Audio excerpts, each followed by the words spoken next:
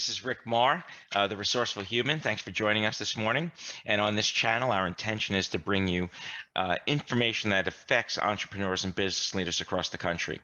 And we're going to share the things that we've learned building a national human resources practice, as well as things that the services that we provide and the things that we've learned, such as operational things, marketing, sales automation, etc. So if you like what you hear on this channel, we ask you to do two small things, and these small things have a cumulative effect on the big picture.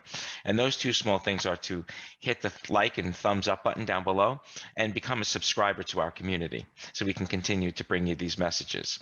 So today we're going to talk about marijuana, pot, weed, and how it's affecting almost every aspect of our business lives, right? So I'm going to show you some stats in a few moments about how everyone's stoned. So let's just accept it, right?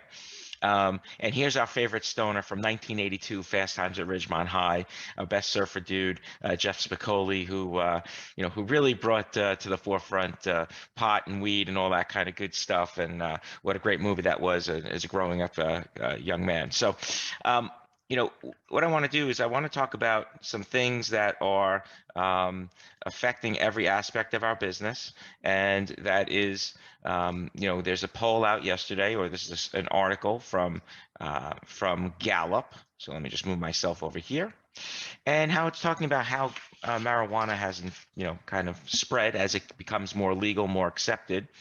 And I thought this was some interesting stats here. And basically what it says is, everyone born after 1946, or 50% of the population, are smoking marijuana, right? So it's becoming more and more legal by state. So we should expect those numbers to grow. So how do we, as business leaders, deal with that from a business perspective, right? So, for example, I just did a search. This is our system here that we use to kind of search different laws, rules, and regulations. There are 24 state and federal updates as they pertain to marijuana, drug testing, cannabis, all those kinds of things in the workplace. So it's a pretty significant topic that is gaining more and more. It is gaining more and more interest in how we as business leaders deal with it. So I just pulled up, for example, here in New Jersey, and you can see there's from February, there's an update on adult use cannabis, and how do we deal with that?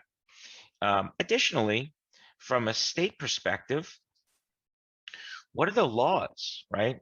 This is a document we put out a few weeks ago, and it talks about each state from, what's medically allowed, what's limited medical, and what's medical and recreational, these green states.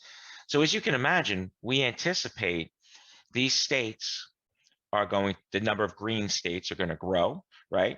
And what are some of the best practices for employers to deal with cannabis in the workplace, right? So what is allowed, what is not allowed?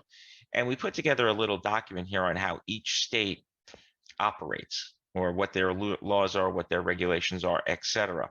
And we anticipate that this is going to change over time. So what I think we have to remember is now that all the adults, many of the adults, are smoking weed. So that could be our employees, that could be our coworkers, that could be our partners, anyone involved in the business. So, and as the younger generation comes up in the business world, we should anticipate that there's more marijuana use in our workforce. So what are the things that we can do to deal with it? What are the things that we should do as business leaders to plan to accept that marijuana use? Not that anyone should be stoned at work or anything like that, but this is a tremendously big topic.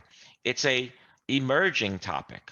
So you may want to look at things like your employee handbook. You may want to look at different things that are going on in your business, how you're doing drug testing, your onboarding procedures, what if someone's using heavy equipment, all those sorts of things. So I hope that you like this video. It's a big topic. We'll do more on this topic as we go along. So I thank you for watching. And as I mentioned earlier, there's two small things that you can do to help us reach our goal. And our goal is to have 30,000 subscribers by September 1st, 2022. So just about a year from now. And those two small things that have a very cumulative effect on what we're trying to accomplish are to hit the like button and hit the subscribe. So again, I thank you for watching. Stay human and stay resourceful.